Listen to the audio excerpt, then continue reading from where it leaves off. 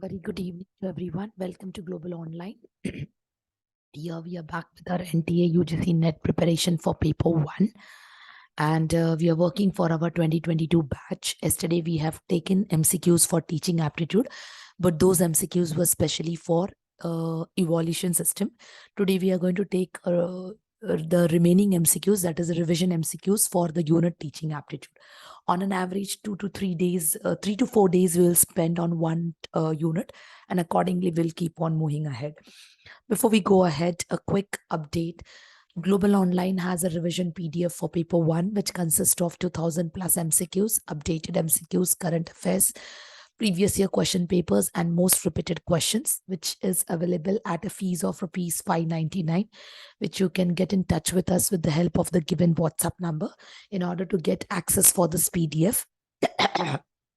Apart from this, we also have UGC NET crash course batches, which consist of live lectures, notes on all the topics, last 10-year question papers, test series consisting of 2500 plus MCQs, which is available on Global Online app also, as well as which you can ping us on the WhatsApp number also. The fees for the same is 3500. In case if you're going on Global Online app, what you can do is you can download the app with the help of Google Play Store. Once you download the app, you can register yourself with the given contact, your registered mobile number. You will be able to see the course. Once the course is visible, you can pay the fees. The content will be visible only after the fees payment, which will give you access to the content. That is, all the units are listed as per the syllabus. The unit consists of theory classes, MCQ lectures, notes, mock test, and evaluation test. Once this is all possible under the one umbrella, which will help you to give a single window to learn or prepare yourself for the examination. Apart from this, for paper 2 notes and MCQs, we have the following subjects given. We have added a new subject, that is philosophy. Now in this particular course material, you will get notes as well as MCQs, which are at a cost of 1500, and for the access of the same, you can get in touch with us with the help of given WhatsApp number. Now, as you know that in teaching aptitude, the total number of questions which are expected are 5. The total number of marks which is allotted for one question is 2.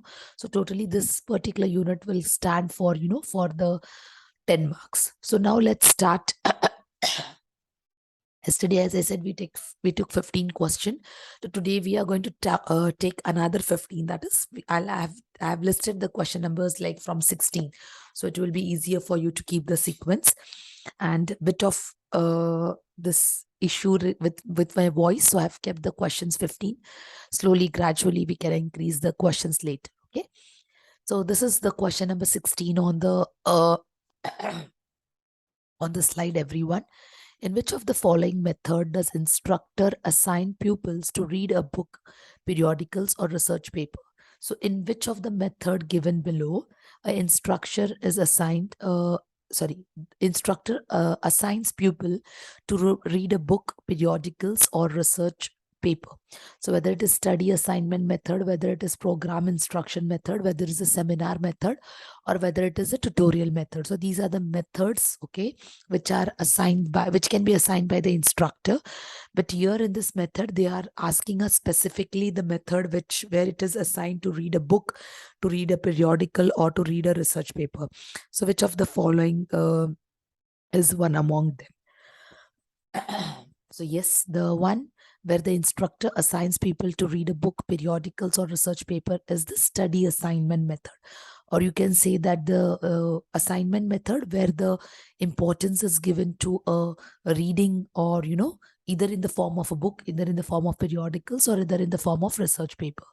So let's have a look about with all the methods. So when I say program teaching, it is a new method of teaching which features careful organization of the subject matter and the active participation of the student. In this, the subject matter is broken down into small bits, you can say, or smaller bits, and it is arranged in the simple statements. When I say tutorial method, it is a transfer of knowledge, wherein in the part of learning process, where it is more interactive and specific, okay, than a book or a lecture. It is basically to teach by example, by supplying, information to a complete or a certain task. Then seminar method, the method is basically a teaching method in which a model is used, okay, in which students can form a small groups, discuss the questions assigned, okay, and issues, which has a guidance for the teachers.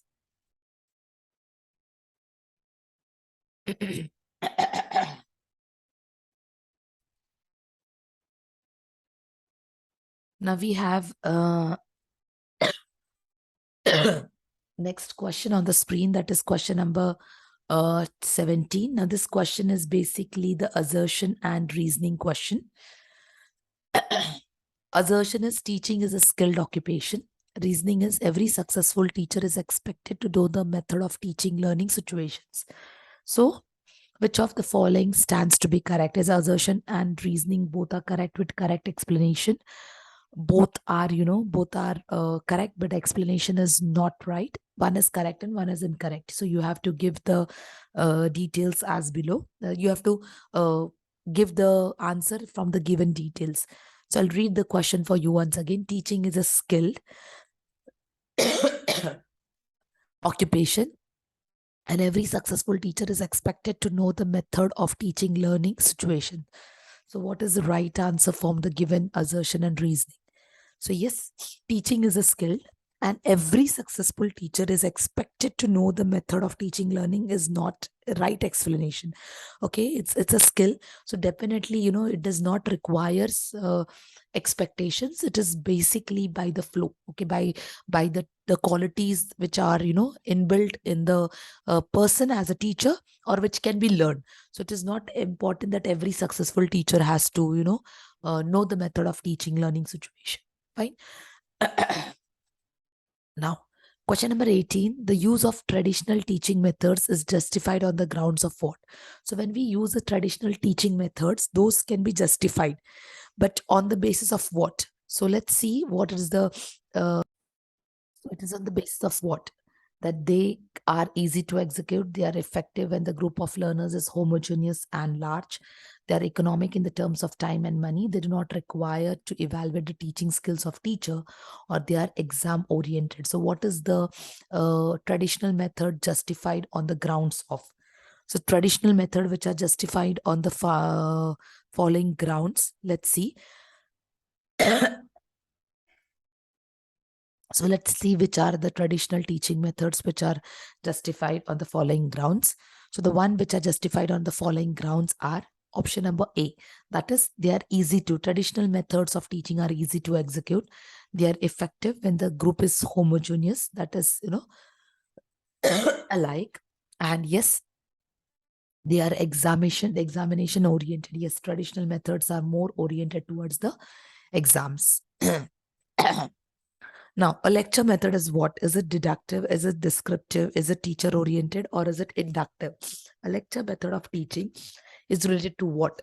Is it deductive? Is it inductive? Is it descriptive, or it is teacher oriented? So lecture method is basically a method which is deductive in nature, which is descriptive, and which is teacher oriented. Okay. It is not inductive. We have learned deductive, and okay, it is something which is being taught, okay, wherein the things is the represented as in whole and broken down into part to give an idea about some.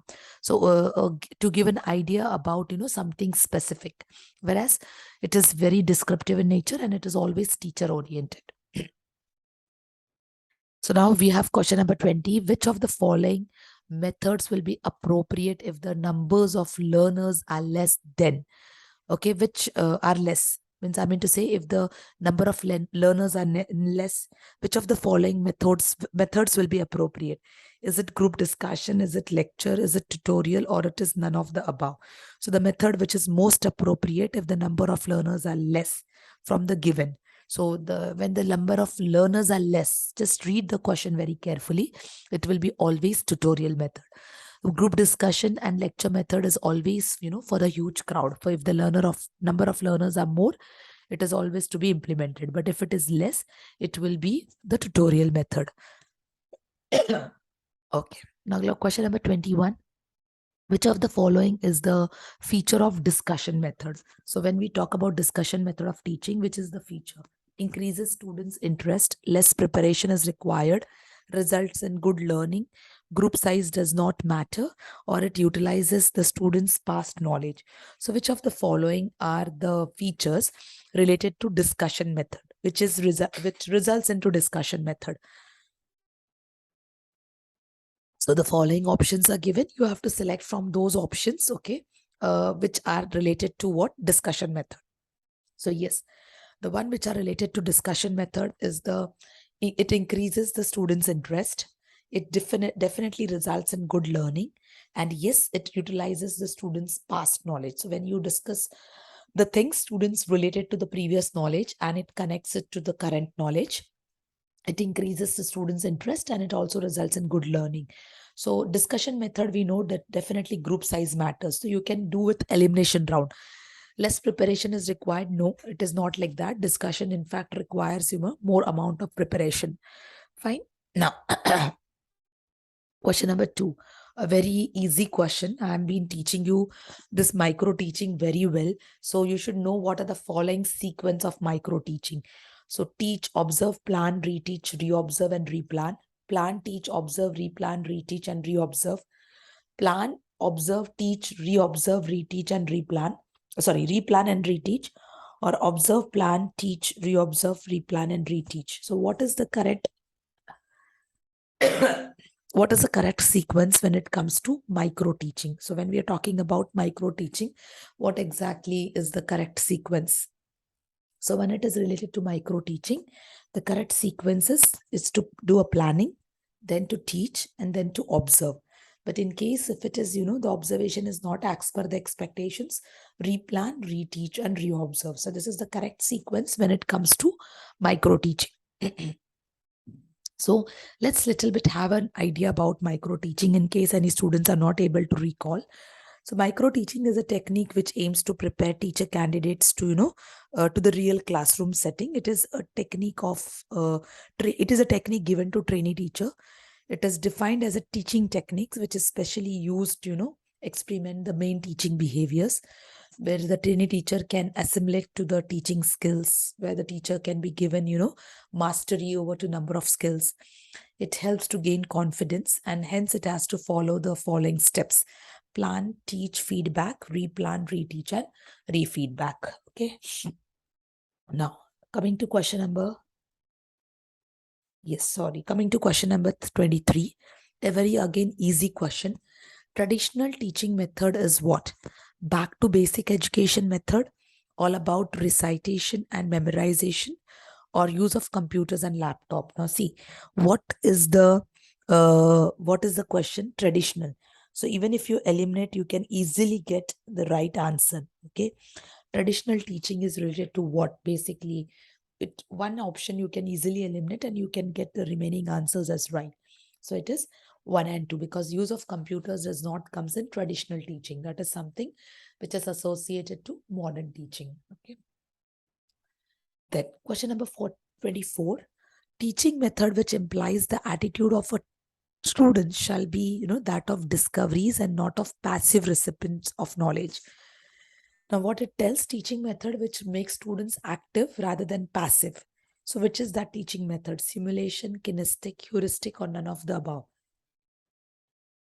So, it talks about what? It talks about the method of teaching which implies the attitude of students in the form of discoveries and not the passive recipient. So, from the given list, which will be implemented as, which will be implemented as the part of what? As a part of active method. So yes, the one which is active is heuristic method because this is the method which encourages for discovery, problem solving and discovering the solutions for the problem. So let's have a look at all the methods very quickly. Simulated teaching is a teaching technique of learning and training which develops, the ability of an individual regarding the problem solving behavior. It has defined a role playing, strong role playing, where the learner performs the role in an artificially created environment. Kinesthetic learning or tactical learning is a style which makes, where learning takes place by student carrying out their physical activities rather than listening to a lecture or watching the demonstrations. In heuristic method, that is a method which is in fact called as discovery. The student should be put in the place of independent discoverer. Thus, no help or guidance is provided by the teacher in this method. So here, everything is set as a problem and students need to discover the answer for the same. And hence it is called as discovery method, is called as the heuristic method. Okay. Now, question number 25. Which of the following constitute the features of lecture method? So now the question is lecture method. The suitable, is it suitable for a large group? Learning through listening, suitable to teach basic and fundamentals topics, exchange of ideas, or active learning. So here also, if you see all the options correctly, and if you go for elimination, it will be helpful for you to come up, in a right manner. So which of them suitable for, which of the following method constitutes for lectures method? So which is suitable for large group, which can be learning through listening, which is suitable to teach the basic and fundamental topics, which is exchange of ideas or active learning. So the one which constitutes, in the form of features of lecture method. So that is the, yes, suitable for large group, learn through listening, and what it's basically suitable to teach the fundamental topic, exchange of ideas and active learning. Why? Because lecture method, it's a passive method, so the exchange of ideas and active learning will never take place over here. Okay.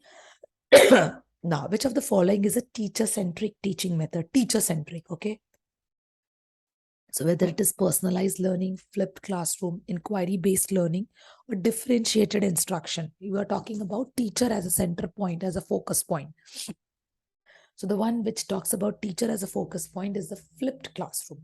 It's a teacher, teacher centric. Teacher is the one who can, who will conduct the lecture method, and the same lecture method will be conducted in the form of activity and will be presented to the students. But here, everything is in the form of what? It's a form of teacher centric. Okay. So let's have a look like all the methods. Personalized learning is an educational approach where each student gets, a learning plan based on what they know and how they can learn the best.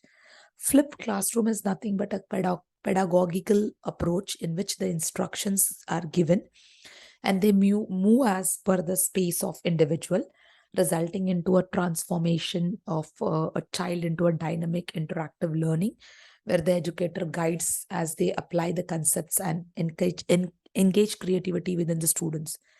Inquiry-based learning promotes engagement, curiosity, and experimentation rather than instruction in order to explore the subjects, by putting more of questions and solutions.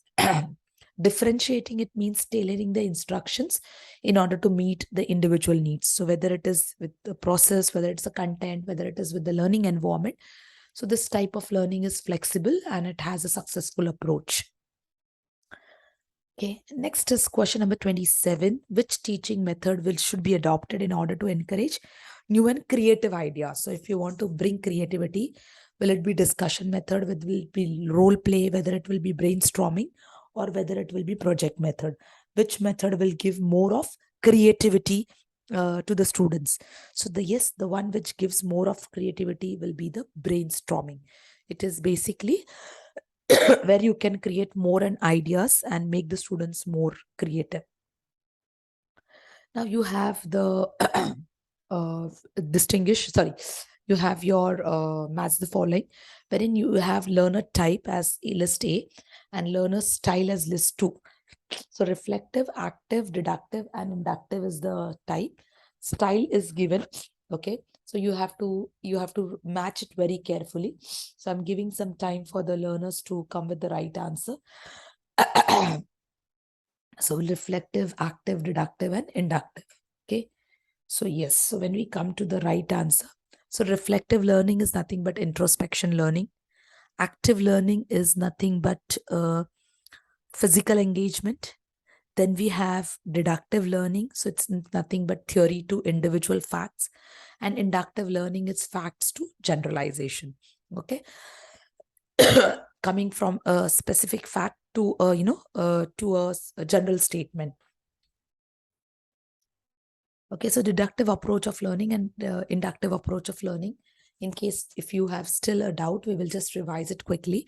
So deductive approach involves the learners giving a general rule which they can apply to a specific language example and through the practices. Okay, inductive approach involves the learner detecting or noticing the pattern and working out a rule for themselves before practicing the language. Okay, now we have a statements question, which you have to tell whether which statement is right, wrong, or true or false. So project method must be used to judge the conceptual understanding of the student. And a statement two is multiple choice questions must be used when the students are sluggish. Okay. So you have two statements. One is project method should be used in order to judge the conceptual understanding. So for conceptual understanding, can we use understanding method? Okay. And second is talking about what? Second is talking about multiple choice questions when the students are, sluggish. It means they are inactive. So what is the statement which stands to be true? So yes, multiple choice questions cannot be given when the students are sluggish, because it is something which makes the students more active. Okay. But yes, project method you can use in order to judge the concepts of the students and accordingly, help them out. Fine. Now, the last question. Which of the following method relates to philosophy of learning by doing? Learning by doing is implemented to which method? Brainstorming, group discussion, project method, or all of them? So the one which is, which is related to learning by doing is brainstorming, group discussion, project method, or all of them. So that is nothing but project method. The project method is the one which is implemented as what? Learning by doing. Okay, yes, that's all for the day. As I told, that bit of questions I'm not able to go to a certain extent, but once this gets clear, then we will definitely have a proper explanation also in detail, in case if you still have any doubts with any of the questions. Thank you, everyone. That's all for the day.